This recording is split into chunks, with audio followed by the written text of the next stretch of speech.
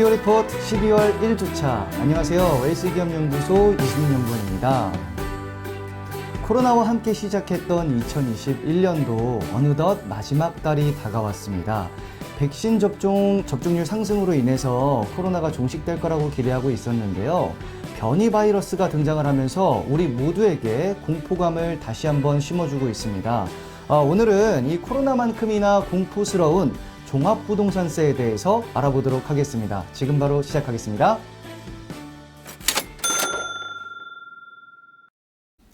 정부의 다주택자 규제와 부동산, 특히 거주용 부동산에 대해서 폭발적인 가격 상승으로 인하여 종합부동산세는 그 자체로 엄청난 폭탄이 되어버렸습니다.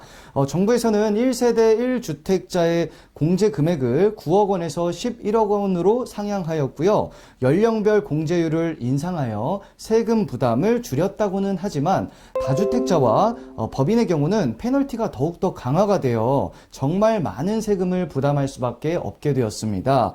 특히 주택을 개발하고 임대를 하는 소규모 법인의 경우는 종부세로 인한 부담이 상상 이상으로 커질 것으로 예상이 되기 때문에 이에 대한 준비는 꼭 필요할 것으로 보여집니다.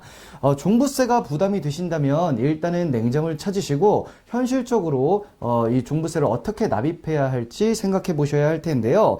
납부할 세액이 250만 원을 초과한다고 한다면 250만 원 초과분에 대해서 6개월까지 분납이 가능합니다. 500만 원을 초과하는 경우는 납부할 세금액에서 50%까지 분납을 신청하실 수가 있습니다.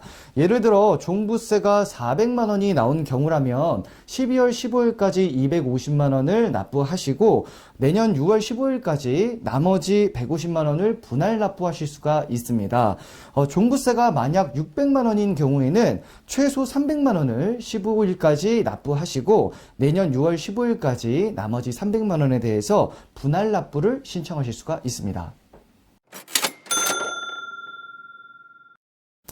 정부의 다주택자 규제 때문에 오히려 불똥이 튄 곳은 법인입니다. 개인의 경우 주택은 6억까지 공제가 되는데 물론 1주택자는 11억 원까지입니다만 법인은 공제가 없습니다. 그리고 세율도 개인의 경우는 과세표준별로 세율이 적용이 되는데 법인은 2주택 이하의 최고 세율 3%와 3주택 이상, 조정대상 지역 2주택에 적용되는 최고 세율 6%가 바로 적용이 되다 보니 부담이 클 수밖에 없습니다. 이에 대한 대비가 필요합니다. 솔직히 이번에 종부세 40%가 법인에게 부과가 되었는데요. 그리고 개인의 종부세 평균 세액이 384만 원인데 반해서 법인의 경우는 이보다 11배나 많은 3,710만 원이나 됩니다. 물론 종업원의 기숙사 등으로 사용되는 주택에 대해서는 재산세나 종부세 등의 어떤 보유세 과세 대상이 되지는 않습니다만 빌라나 원룸 등의 부동산 개발이나 임대 목적으로 하는 법인의 경우는 장기간 사업의 순이익 부분을 고민해 봐야 하고 차후 종부세 회피를 위한 법인 명의 부동산 취득은 법인에게 오히려 독이 될 수가 있으니까요. 이에 대해서 대책이 필요하실 것 같습니다.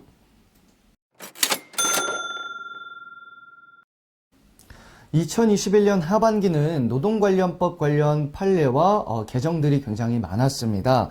이에 대해 웰스기업연구소 정우일 소장님을 모시고 2021년 노동관련법 개정에 대한 정리와 2022년 개정 예정사항에 대해서 알아보도록 하겠습니다. 안녕하세요. 웰스기업연구소 정우일 소장입니다. 자, 이번 시간엔 저와 함께 2021년 하반기 노동 관련 법률 개정된 것과 그 다음에 2022년을 준비하면서 꼭 알아야 될 점들을 준비를 해봤는데요. 자, 첫 번째는 2021년 하반기 노동관련법 개정에 대해서 한번 알아보도록 하겠습니다. 제일 먼저 개정이 된 게 사실 주 52시간 근무제입니다. 물론 주 52시간 근무제 같은 경우는 30인 미만 사업장은 물론 추가 주에 8시간의 이제 여력이 있긴 하지만 그래도 이제 준비를 해야 되는 부분이 좀 있어야 될 것 같아요. 사회적으로 52시간에 대한 개념이 좀 명확해지고 이걸 적용하는 데는 좀 시간이 좀 걸리지 않을까 저는 조심스럽게 생각이 듭니다. 그다음에 두 번째 이제 대체 공휴일이 이제 유급 휴일에 포함이 됐습니다. 물론 30인 미만 사업장 같은 경우는 얘가 내년부터 적용될 일이긴 하지만 이 30인 이상 사업장 같은 경우에는 기존의 공휴일이 유급휴일이 된 것뿐만이 아니라 대체 공휴일도 유급휴일이 됐다라고 볼 수 있죠. 올 성탄절 역시 대체 휴일도 유급휴일이다라고 보시면 되겠습니다. 자, 그다음에 직장 내 괴롭힘에 대한 이제 사업주 부분에 대한 정의가 이제 내려졌죠. 그러니까 사업주와 그다음에 사업주와 배우자, 그다음에 사업주와 관련 있는 친인척, 사촌까지가 그 범위가 됐는데요. 물론 이제 이 사업주의 그 친인척 가족들이 이제 가해를 하는 것에 대한 페널티도 중요하지만 이 직장 내 괴롭힘 사고가 발생을 했을 때 사업주가 어떤 대책을 하는지도 또 한번 중요해졌습니다. 뭐 예를 들면 객관적인 조사를 실시해야 되고요. 그 다음에 근무 장소, 그러니까 이 당사자들 간의 근무 장소를 좀 변경해 줘야 되고, 그 다음에 비밀 이런 것들을 준수할 수 있는 것들을 과연 제대로 했나? 이런 것들도 이제 좀 과태료 대상이 되니 이 점 꼭 숙지를 하셨으면 좋겠고요. 외국인 근로자 고용 관련해서 이제 코로나로 인해서 외국인 근로자 이제 들어오는 게 좀 풀렸는데 글쎄 모르겠습니다. 새로운 변이 바이러스 때문에 얘가 어떻게 될지 모르겠습니다만 이제 새롭게 외국인 고용 허가를 받으신 사업주분들은 반드시 사전에 교육을 받으셔야 되고요. 그다음에 건강장애 보호 조치 대상이 확대가 됐다는 것도 꼭 기억하십시오. 과거에는 고객 응대 근로자가 고객 등의 폭언으로 인한 그 상태에 대한 것들만 이제 책임을 지셨으면 됐는데 지금은 고객 응대 근로자에서 전체 근로자가 확대가 됐고 그다음에 고객이나 혹은 제3자의 폭언으로 확대가 됐으니 이 점도 꼭 준비하셨으면 좋겠습니다. 자, 그다음에 임금 명세서 지급 교부 의무 이거 된 거는 다들 아시겠죠? 저희가 CEO 리포트를 통해서 계속 지속적으로 말씀드렸던 부분입니다. 이거 이제 11월 19일부터 시행이 됐고요. 그다음에 임산부 업무 시간 변경, 소정의 근로 시간을 유지한 채 시작점과 끝 시간을 변경할 수 있는 부분, 그다음에 임신 중에 육아휴직 가능한 부분 해서 좀 굵직굵직한 것들만 모아봤습니다. 근데 중요한 건 아까 제가 두 번째로 말씀드렸습니다. 대체 공휴일 확대 유급 휴일로. 근데 이게 사실 5인 이상 30인 미만 사업장 같은 경우 올해 적용되는 부분은 아닙니다만 내년 1월 1일부터 적용이 되니까 바로 다음 달이죠. 이 점 꼭 유의하셨으면 좋겠습니다. 자, 두 번째는요. 2022년에 꼭 놓치면 안 되는 것들을 좀 준비를 해봤습니다. 가장 우선적으로는 5인 이상 사업장의 경우입니다. 자, 아까 말씀드렸지만 이제 5인 이상 사업장도 공휴일, 그 다음에 대체 공휴일이 유급휴일이라고 말씀을 드렸어요. 그러다 보니까 좀 문제가 기존에는 이제 공휴일이 유급휴일이 아니다 보니까 연차를 일부 휴일에 맞춰서 소진을 했는데 이게 이제 불가능해졌다라고 좀 말씀드리고 싶습니다. 그 다음에 내년의 최저시급은 9,160원이고요. 그 다음에 중대재해처벌법은 내년 1월 29일부터 시작되니까 50인 이상 사업장 분들은 이 사업장의 안전관리, 산업안전관리 이 매뉴얼을 좀 준비를 하셔서 중대재해처벌법으로 인한 추가적인 페널티를 받지 않도록 준비를 하시는 게 좋을 것 같습니다. 자, 그 다음에 이제 30인 미만 사업장 같은 경우는 혜택이 딱 하나 남은 게 있죠. 52시간에 추가 8시간. 물론 근로자 대표의 동의가 필요합니다만, 물론 이제 이 내년까지는 좀 혜택이 좀 있다고 볼 수 있지만 그 이후에는 어떻게 될지 모르는 부분이지 않습니까? 그리고 이 공휴일 부분도 유급휴일이 순차적으로 됐잖아요. 그러니까 이제 52시간도 이제 순차적으로 준비해야 될 시간입니다.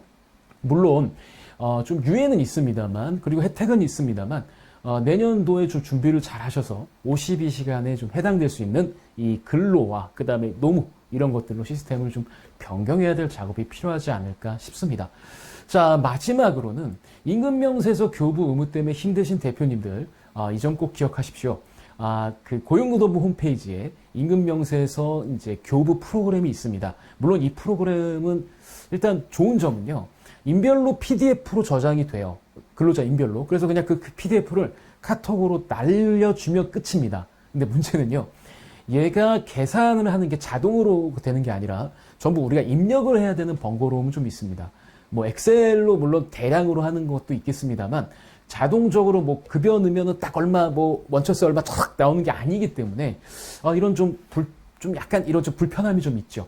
그래서 저희 웰스기업연구소에 마침 저희가 컨설팅을 하는 장기적 컨설팅하는 기업에서 이 임금명세서 관련한 프로그램을 이제 제작을 했습니다. 지금은 그 기업의 서비스를 이용하는 기업들을 대상으로 이제 서비스 차원으로 좀 하고 있는데 이게 곧 이제 모든 기업들에게 열릴 것 같습니다. 그렇다면 제가 그 내용들을 바로 알려서 그런 유용한 프로그램들 같이 쓰실 수 있도록 도움을 드리도록 하겠습니다. 자, 이번 주는 여기까지입니다.